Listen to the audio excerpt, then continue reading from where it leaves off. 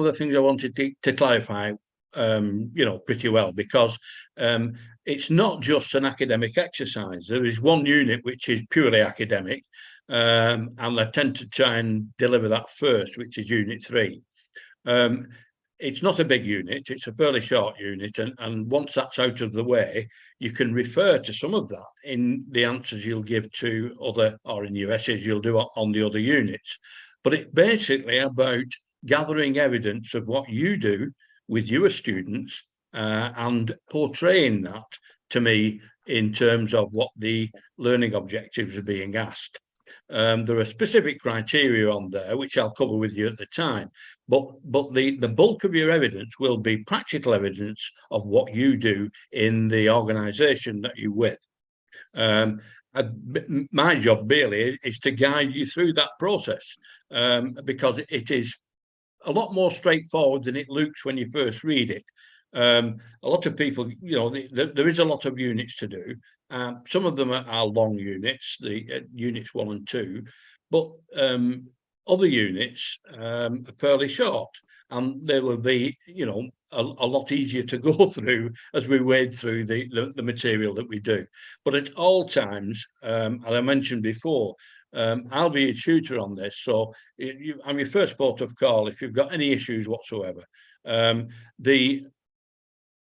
Literally any time, as well. I'm usually responsive to phone at any time, because it's usually with me. So it's morning, noon, or evening, weekend, it doesn't matter. If you're stuck on something, I've always found that if I'm available to give you a bit of assistance at that point, then you'll carry on with what you're doing. Whereas if you can't get an answer, you usually stop, and then it sort of delays you. I know the process. Many students sounds familiar. Well, many students that do this, it is a big qualification, and it is a level 5, which is basically part of a bachelor's qualification. And at that point, it requires quite a bit of work to put in. But it's over it's over quite a long period. Again, it's dependent on you and how much work you return and when. But work at your own pace. I understand people have jobs, they've other things to do, their family. So basically, work at your own pace. If you are having a problem with doing that, just let me know, and we can reschedule things. Yep, it's not an issue. Yeah, it's not an issue.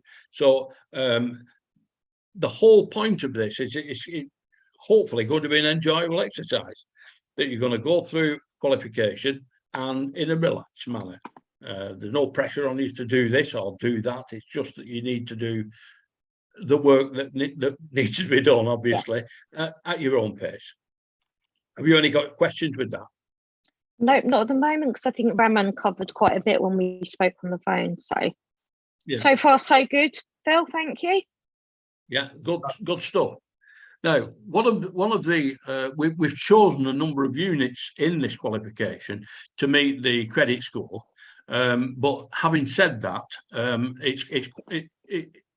those units, or the material for those units, is on our Moodle platform. And you brought it up. Okay, got that. And these units are 1, 2, 3, and 4, which are mandatory units. And we picked then a number of units then to match in with what most people will be doing. Some of the units have changed slightly from what we did originally. The first 4 have not changed at all. Those remain the same. But we did Unit 13, which was equality and diversity. We used 11, which was effective partnership working in the learning and teaching context. And I think it was Unit 8. Yeah, develop and prepare resources for learning and development. Those are all things that you can readily get material for. This is why we went through the units in that order. I think can we credit that up? Does it go any higher? There were more units before. Yes, here we are. 24 we chose as well, teaching in a specialist area, which of course you are. But then again, everybody teaches, if they've got a specialism, they're teaching within a specialist area. So again, that's a fairly straightforward one to get. And the final one was 39. where we go? 39, was it? Yeah. Managing behaviours in a learning environment. And again, you're adequately qualified in that area to gather evidence in that area. The completion of those obviously is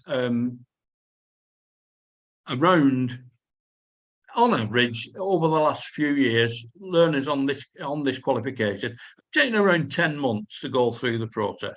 So that's just to give you a sort of ballpark figure as to how long the course will take. I will contact you direct or through our team as to what's the best time for you to learn and do the sessions. Most of the sessions will be more than 50 minutes, sometimes an hour, depending on what the subject is and how many questions and answers we get, or how much of a discussion we get in that period. So I normally deliver in an evening. If that's okay with you, then yeah, that'd be preferable. Yeah, that'd be preferable because I'm working obviously during the day. So yeah. So I generally don't start much before 8 o'clock. That yeah, gives everybody suitable. a chance to get home, get sorted out, and get so forth. And of course, it's the same for me as well. I go through that process as well. Yeah, of course. So, right, we can go up on this. Oh no. I've already signed in on this. Sure. Go on, okay, we can go up through there. But the level 5, there's a lot of material. You'll get access to Moodle, of course, which is what we're on now. And that will then... Just quickly enroll her in, Phil. Sorry to interrupt. All right, okay, yeah. Yeah, go on, sorry. Yeah, this will give you a load of information regarding each individual, well, the course in general first, and then each specific unit will have its own detailed information and resources that you can actually, or I will refer to in the sessions, but then you can pick up and look at those as we go through the process. So I'll move up to Unit 3 and just open that one first. So Unit 3 has got amplification with regard to the different parts of the unit. It's in 3 parts. There's a unit overview recording, and then the learning objectives in there have all got separate support material in each of the sections. I've got a suggested evidence sheet in there, which points you to the sort of evidence that you need to present for this particular qualification, for this particular unit. And again, there are other pieces of material in here, theories, principles and models of education, which you'll be asked for in that particular unit. If you take it up to the... I can't open any one of those, can I? I will share that with you, Phil, in a second. Yeah, it's just that one, the suggested evidence one. Yeah. This actually looks at the unit in detail, and it looks at the learning objectives, and it also breaks those down into the specific criteria it's asking within that learning objective. And it's pretty clear on what it asks you to do. At level 5, we get quite a lot of analyse stuff, explain, and there'll be summaries and things like that in there as well. So basically, it's read and respond to the material we've got on the various theories on the education and training. And we've got an ebook in there. You can look on chapter 2 as well. Make your analysis from the models, audio, visual, etc., from the amplifications that I've put in as well. And then check your responses at Unit 1, because some of this evidence may be usable in Unit 1 as well, or as a background to what you're going to put for Unit 1. And again, that applies all the way through. There will be, I've pointed out basically where there is cross-referencing available from work you've already completed. It's not hard and fast. You can use it or not use it, whichever you prefer. If you fully understand what you've got to do and you've got a method in your head to do it, then by all means do that. Yeah. What I tend to do and ask as your tutor is that when we start to do a unit, we'll have done possibly 2 or maybe more learning objectives before you actually start to produce any work, because you need to read stuff, etc. By all means, just send in your first learning objective when it's completed to me, and I'll give you some formative feedback on that, and that'll say whether you're going, yeah, okay, that's fine, we're on a straight line, or we're away a bit of a tangent there, and it draws that back in. Usually what happens then is the rest of the unit's straightforward, because you know what you've got to do. You've had a look at your work, and I'm saying, yeah, that's great, and then you just move on from there. And it's been pretty successful using that method all the way through on this program. Have you got anything you want to ask me there? Are you? No, not at the moment, but I did let Raman know that I had completed a level 3 teaching apprenticeship. So obviously it's kind of, some of this I think will obviously tie in, which will be. A lot of what happens, if you've done apprenticeships, and of course, have you done any assessment on those in the workplace, etc.? Yeah, I was observed as part of my level 3, yeah. Yeah. Well, that will then support you on this, because you'll have a lot of information you've gained already on that you'll be able to put into this qualification. But the purpose of this unit, and why I tend to do it first, is that all of the theory is in here, none of the practice. So It's not asking you to do any practical or bring any practical evidence together for this unit. It purely looks at what the theories are behind education and training at this level. And then you can actually respond to that.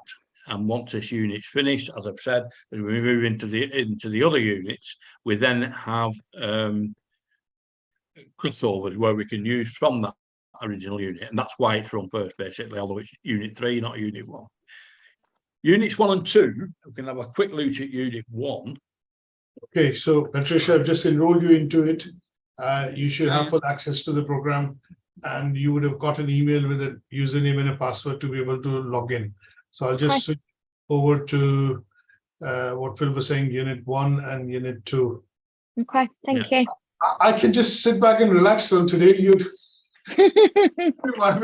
so let me know when you want me to chip in, but I'm glad that I don't need to do anything on this. So go on, please. Yeah, no, unit 1 is quite a long unit. There's quite a lot of stuff in there, and it is have we got the unit 1 spec yet? There will be a number of learning objectives in this one. I can't remember how many. There's quite a lot. 8 in total. 6, 7, 8. Yes, there are 8 learning objectives in this unit. So it is quite a long unit. But again, it's looking at the roles and responsibilities within and the relationships within education and training, and looking at how you perform initial and diagnostic assessment. Now, obviously, you can gather evidence of where you've done that with a learner or a number of learners and use that documentary evidence. The only thing I remind everybody of, because it says actually natural to some people, but most not, that when you're using documentation from or copied from student work, make sure that the names are removed and you refer to them as student A, B, or whatever. Then there's no actual issues with data. So again, the evidence that you put in when you send it in, make sure you title it to who it's for and what it's against, and then that way I can pick up from there. It's an issue to always put your name on it as well when you send it to me, because then I get student work coming in all over the time. And if I've not got a name on there, then it can sometimes be difficult to identify. But yeah, learning objective 2 is looking at diagnostic assessment and individual learning goals. I've taught some SEN teachers before, and they usually have quite a raft of evidence that they can present for that part of the qualification. Again, it's just then an explanation and analysis of where that fits in to your program, wherever you are working at the time. And again, it's a record of stuff. Again, inclusive teaching and learning, that is a general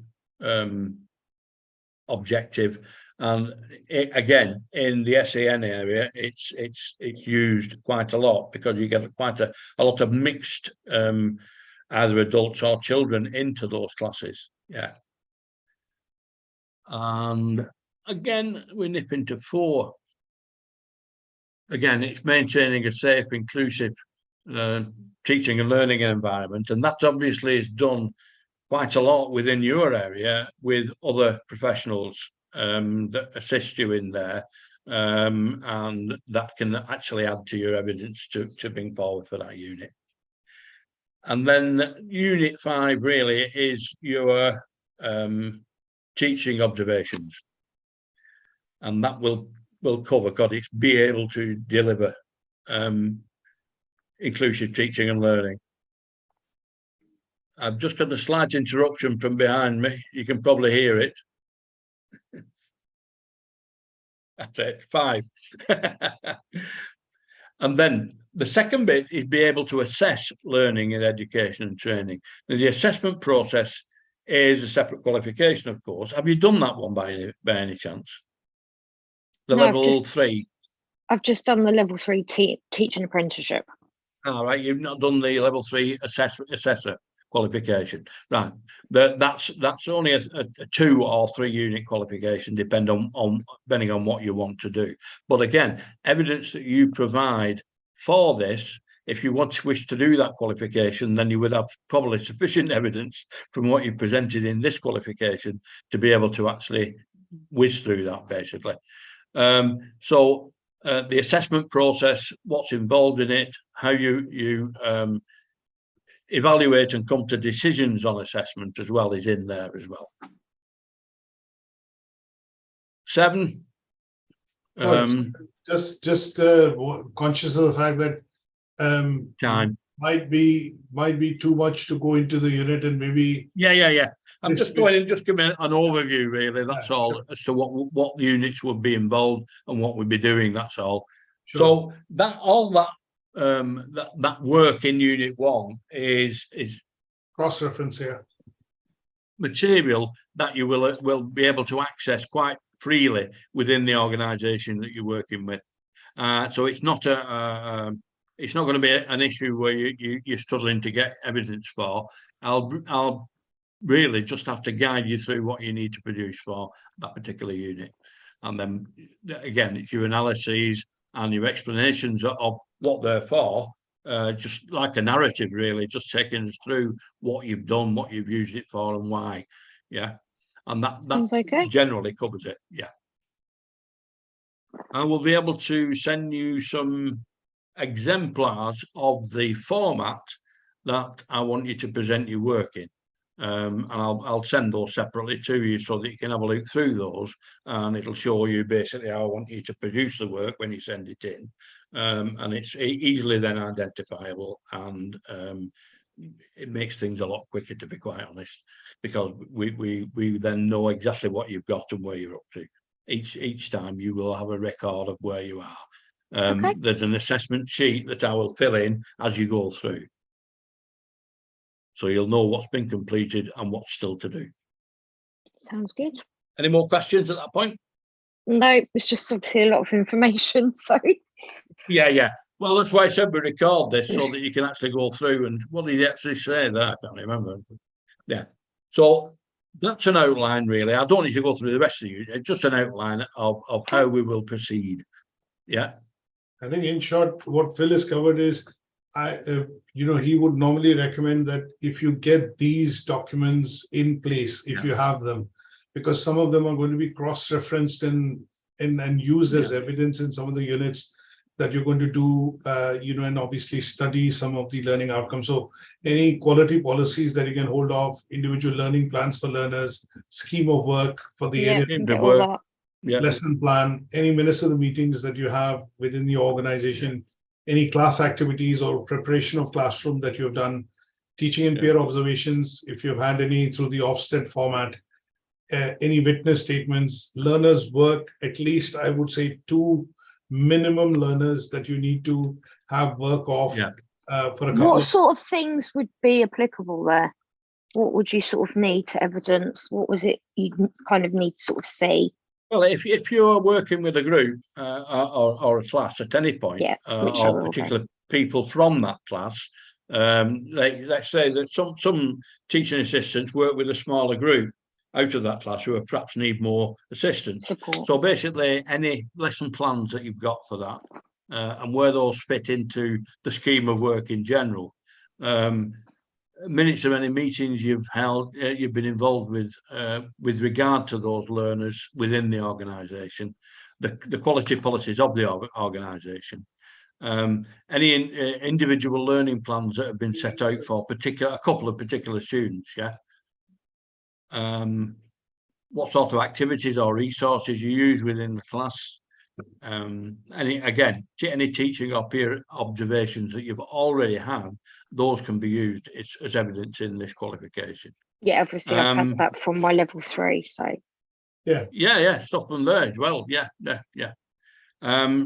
Teaching and peer observations, witness statements, anybody that's witnessed something that you've done or particularly assisted with or helped with, and then any quality activity and assessing of any evidence that you've presented. You may do that at a later stage, or you may have already got some evidence for it, I don't know, but that can actually then be added to the stable of information that you put together. Okay. But again, there's plenty of examples I can give you as we work through. If you're not sure about anything at all, contact me and I'll make sure you get a copy of what you need to look at. Okay. It should look like this sort of thing, It's always good to see what I'm aiming for, so. Yeah, exactly. I think one point I meant to mention, that once you've completed this course, if you wish to apply for qualified teacher status or QTLS, you just need to go through I forgot what it's called now, due process with a supporter from your organisation to actually go through that. Once it's completed, you then get into qualified teacher status. There's no need to, well, it's purely up to yourself, but there's no need really to do a PGCE after that, once you've gained that. So, have you got anything further, Aman? A couple of things. I think you've covered most of it in any case. So the QLTS or QTS status would obviously be through a workbook route, and there is a presentation that we'll be able to share so they know the exact process of how you would need to apply, when you need to apply, what is the fee structure and what it involves. I think you can go through the Society for Training and Education and Training, and the other is the ETF Foundation, which is the Education and Training Foundation, which primarily, basically accords that particular status. So I think one or two quick things which I would want to take you through, just to point out and mention, things which are related to the course and the course content in particular, which Phil has covered, but I'll just show them to you visually so that you at least have a sight of them before you start the program. Any document that I'm showing is actually all coming from the Moodle, and you should have full access to it now. So these are the bits of documents I would probably suggest that, at some stage before we get into the actual sessions, if you just go through. This course handbook is quite detailed, and we've extracted components or pages of it and then individually uploaded them into individual units that you're going to study. I think some part of it from section 3 onwards is repetitive, but if you do want to go in and look at reading into the basics of the qualification, you can do that from this document. DET units, because there are so many of them, what we've done is we've actually extracted these 2 pages so that you have a ready reference to look at the units you're going to be studying. These 4 are 75 credits. They are the main units for the course. And then the optionals, which Phil has mentioned, you can obviously chop and change some of the units, but I think the lowest number of units that you need to cover to be able to complete the diploma program is 9. If you choose some of the other units wherein the credits are low, you end up probably doing more units. To do more, yeah. In terms of producing. Sorry, more. can I just ask, how many of the optional units do you need to do? So you'll need to cover at least 5. And under the ones that we've chosen, that will be 5 units added to the 4. But again, if you change any of those and they have a less credit unit, then that we need to add obviously further units to make that credit basis up. So those are the units that we put in place and have all the material for, are basically what most people in our training assistants or junior teachers position would need to actually progress. It gives you a sound basis on the general teaching and learning methods, materials and resources that you would use within the teaching environment. Okay, thank you. So if I put it this way, we've tried a lot of combinations over the years. If I just show you this document wherein I've shaded some of the units as green, which are optional units. We've taught the action research unit in the past, but it's not a very popular unit. But obviously, if you could probably pick up this unit, which is 15 credits. But we teach effective partnership, equality and diversity, teaching in a specialist area, and managing behavior. So you're looking at about 45 credits, thereabouts 43 to 45 credits, thereabout coming from it's 123 altogether. From the mandatory, and that would take you over the tipping point to achieve the diploma, which is minimum of 120 credits that you need to have to be able to achieve this qualification. Yeah, the one we've chosen will take you to 123 credits, basically. Yeah. Okay. If I just briefly go back to this bit. So there is obviously all the work that you produce either will be paraphrased or, will be looked at referencing, but in terms of referencing, Harvard referencing would need to be followed. There's a bit of a presentation that we have created here, which will help you refresh some of the referencing if you need to. Yeah, you usually need reminding that I did. Yes. Yeah, some of the documents and their templates that if you're not able to gain access to would be bits that we have provided here, like a PDP, a SWOT analysis, and then some of the annexures, which are useful when you are actually, creating the evidence. So things like a lesson plan, professional discussion that you do, how do you give feedback? There are 16 different types. So obviously some of the handouts we have created here, which are going to be used as templates that you can customize and obviously add as evidence to your, work. There are plenty of books. Sorry, go on. I will add that to Raman, that if you've got documentation that you use already that fulfills that, then by all means use it. By all means use that. Absolutely correct. There are lots of books which are recommended, and there is a separate folder that we've created for books. But going by where, I did my PGC a few years back, I ended up only reading one of the books, and it's a comprehensive book. And I normally am a great fan of this book. Just to show this to you briefly, that's the Handbook of Teaching and Learning in Higher Education. If you do fancy reading some of the bits, obviously in the qualification, Phil is going to be quite extensive. Anjum, myself, will take you through a lot of things. But if you do fancy reading one book in particular, I think for me, this is the Bible. That's the one. Yeah, I would agree with Bible? that. Yeah. There's always one, isn't there? Yeah, there's always one, yes. So this one is, absolutely covering everything. There are lots of chapters. You could read them from a point of view of, obviously gaining knowledge, but there are certain chapters which will be relating to the units that we cover. So things like equality and diversity, managing behaviors, teaching in a specialist area, and some of the theoretical bits that we cover, like the club cycle, Johari window, lots of other frameworks that we cover, they'll all be coming in from this book.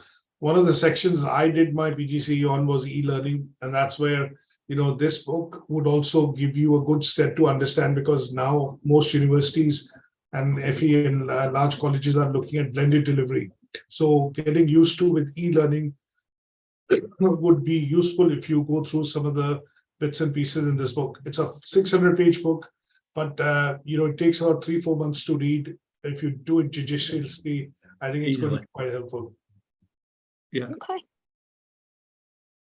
Okay. Last few bits that I want to quickly go through, rather than not take too much of your time on this, would be looking at a couple of things with regards to what we are looking at, just showing you from the Moodle, because there's a lot of material on it. So this is the books folder that you generally would get to see before you start getting into any of the units. So the lecture templates, if you need any, you don't need to go around and do Googling up for that. If you have yours, as Phil mentioned, by all means use that, because you know what they are and what they have.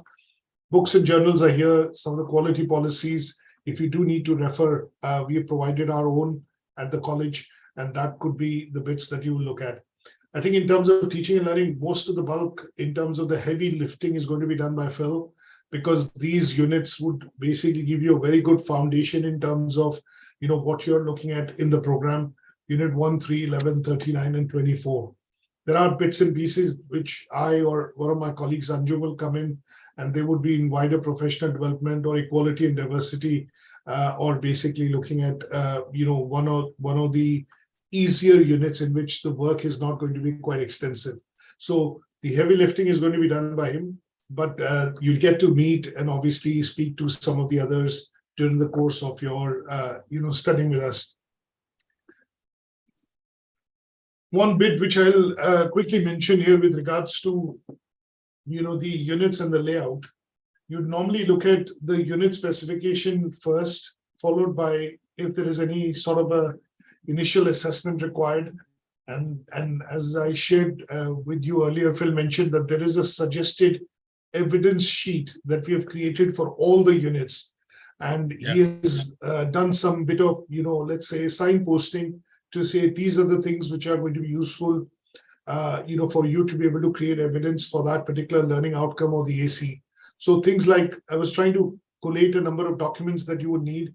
One of the things would be your job description, your annual appraisals. All that is going to come in quite handy. If you have them, then you have to reference them, and all you do is add them as annexures at the end and just write 30 to 50 words explaining, and that would make your work a lot more easier in terms of compiling the evidence for the units. Apart from that, I think for all the LOs, the major LOs, there are presentations for each and every LO, given, with regards to covering them in a bit more detail. And they would essentially be through the route of presentations, because when Phil does discussion or when we do discussions, it's going to be at least referencing to some slides and some assessment criteria in the learning outcome. Some of them are going to be simple enough to discuss, but some of them are primarily going to be relating to evidence. And I think that is where the presentations would come in quite handy. So for most of the learning outcomes, we'll have presentations. Sometimes in the discussions, while doing the discussions for the units, we're going to jump around rather than covering them chronologically. So learning outcome 1, 2, 3, 4, no, we might decide that, okay, learning outcome 6 is easier and that follows the natural flow. So we'll probably look at jumping those and, taking them through those in that particular order. I think the delivery of this would pretty much start with Unit 1 and Unit 3.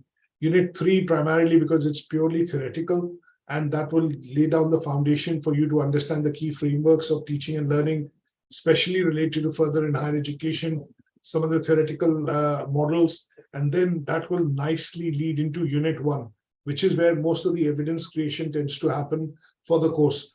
I would say 50% of your evidence creation would happen in Unit 1 and Unit 3. And the rest of the units, if we have done these 2 units very well, then I think it's a case of cross-referencing some of the material from some of these units. Oh, that works well all the way through, yeah. So what we've done is we've laid out the units and the content in some of the units accordingly. There are a combination of documents that you'll find. PDF documents will normally open up straight away on Moodle. But if you click on any Word document, or for example, Excel or PowerPoint documents, if they are in that format, they will download to your machine or your PC or laptop, and that is where you'll be able to access.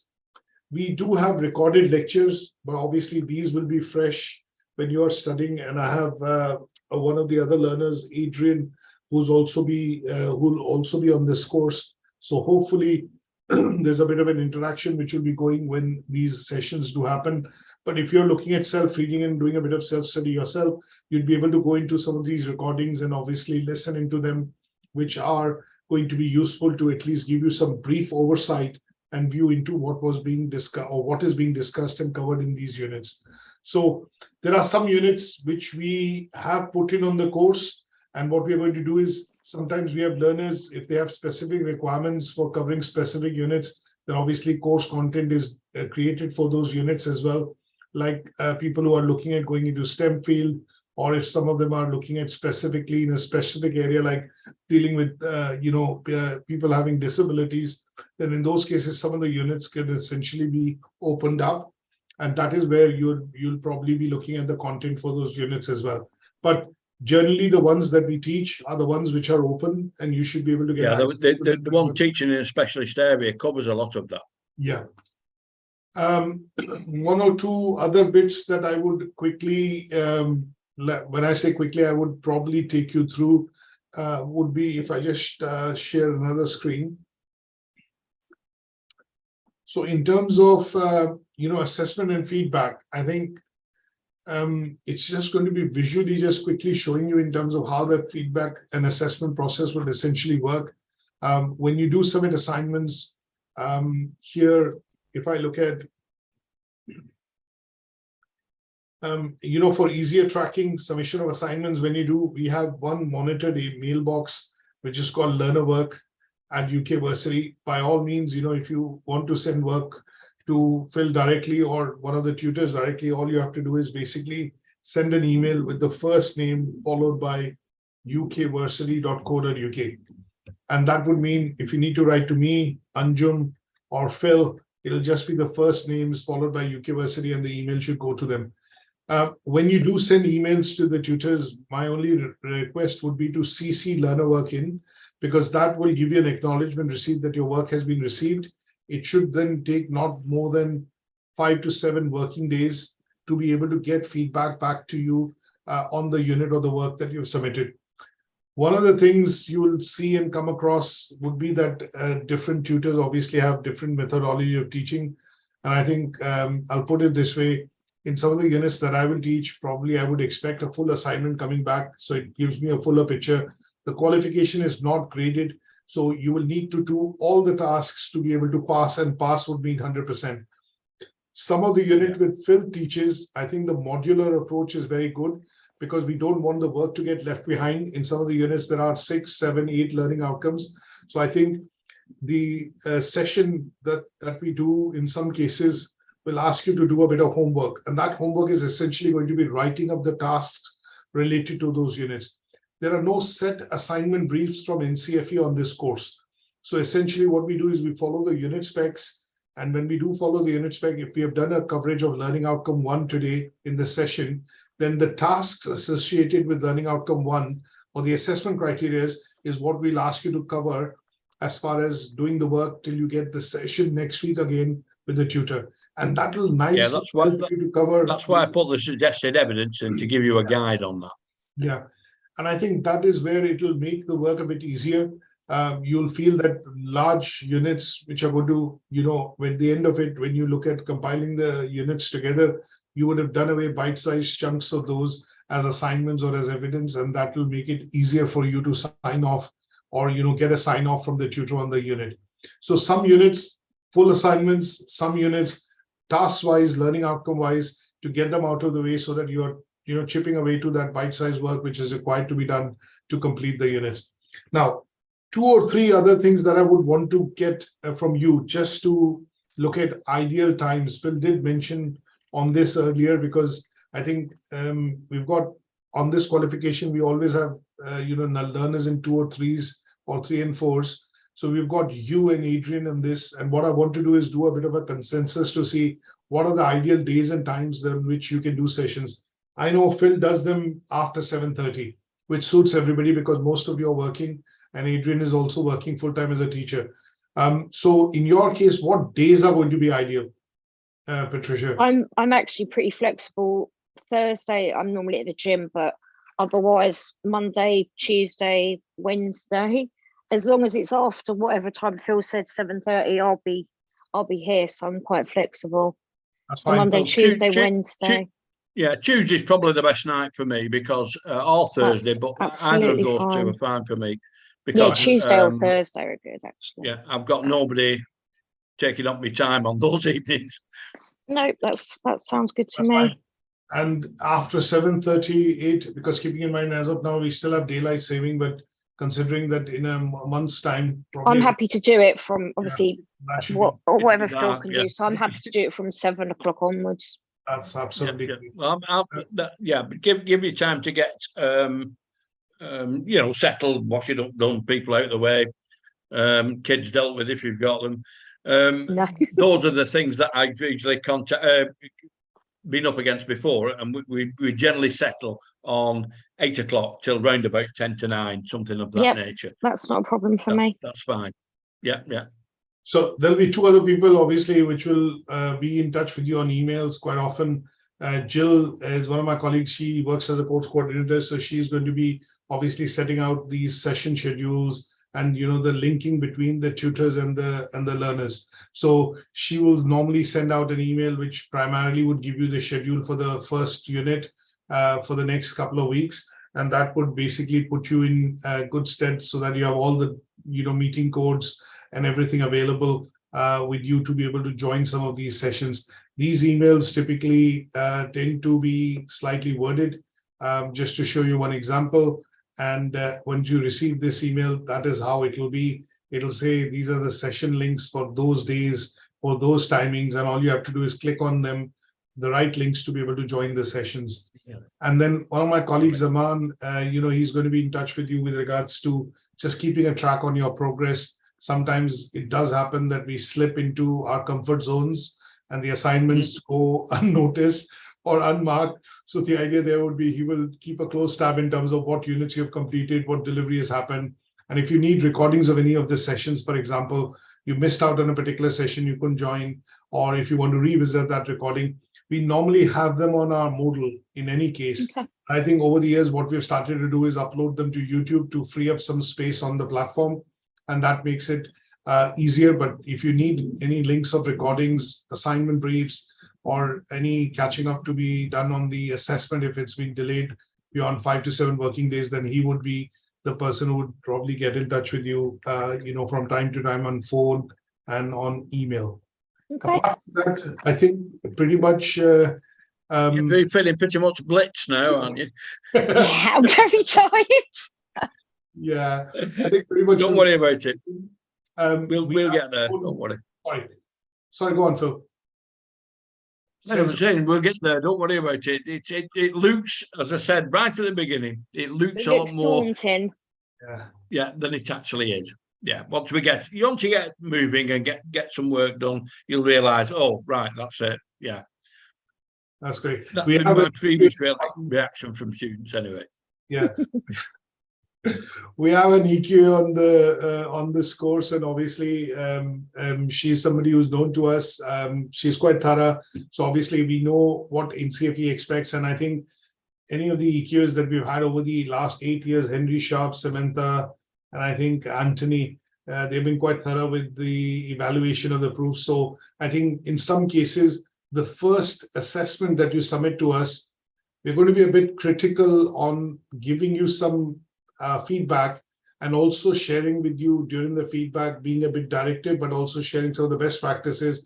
And that hopefully should set the tone in terms of how you process and present the work, so that when it comes to certification, I don't see we would have any hitch or any sort of an issue in terms of putting that work through in front of the EQA. Now, we normally have 2 visits because they get to see some part of the work initially done, And then at a later stage, they would see when we are closer, or you are closer to, completion and certification. So I think that is where we want to get them to see the unit 1 and 3, which basically gives them the evidence and the thoroughness in terms of how you prepare the documents, and the evidence has been marked, assessed, and checked. And then some of the easier units that we will look at. There could be a stage wherein after the first unit, we start to do 2 units with you. So there'll be sessions with 2 different tutors. But the first one, we want to keep it so that you are able to pace up on the course. You understand the nuances, you understand us, and obviously get used to us. And that would help you put, yourself in a bit of a schedule or a study plan to say, okay, now I'm progressing nicely with the course. I can start with another unit.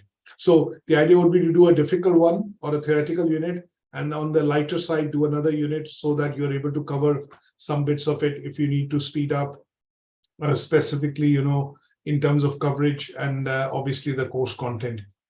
But I think apart from that, pretty much, everything else has been covered.